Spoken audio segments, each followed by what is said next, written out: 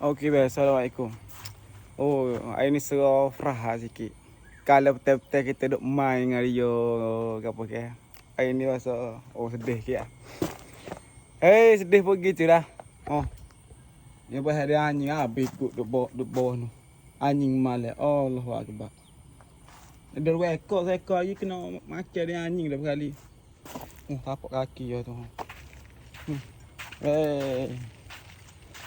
Dia buat gano, tak apalah. Hak hidup, dia dalam mana pun dia ketemu juga. Lagi ni. Apa akhir saja. Kau atas tu, kau apa dia tu. Tak kau ni. Kau tu tak main. Kau ni. Dia main kau ni. Oh ni aku kabur lah. Allah akbar. Oh. Koko. Allah. Au sedih saya. Sedih tak sedih pun. Tak hidup mula dah kau ni. Tanah je. Tu hang yang main dengan kita tak boleh lah benda kita perok jenok dah. Apa? Aneh lah.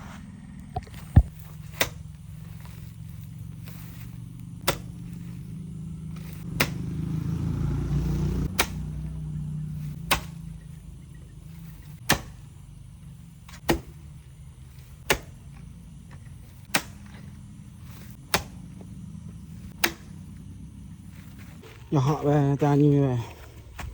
Tanya kau ni kereta. Kita dah bagi jinak dah. Hari-hari dah main tep-tep. Jahat ni. Jahat ni. Kita tak boleh lah. Benda kita perok tak boleh lalu. Ya dek. Tu saya nak ni.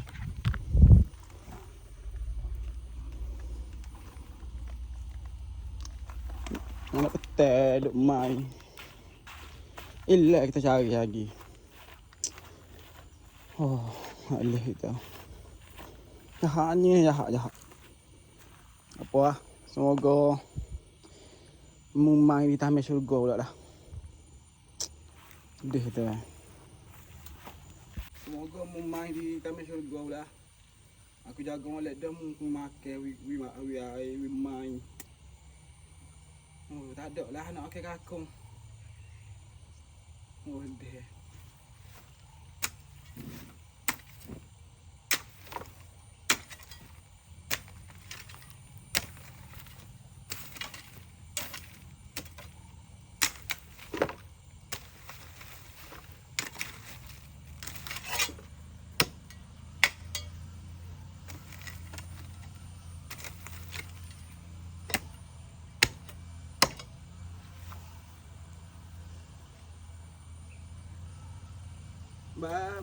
Bye.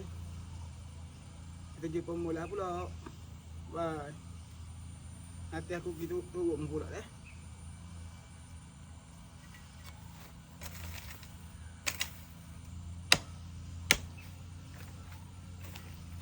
Semoga main di taman syurga pula. Aku jaga molek dah makan, we main. Tak ada lah nak makan kakung. Sedih.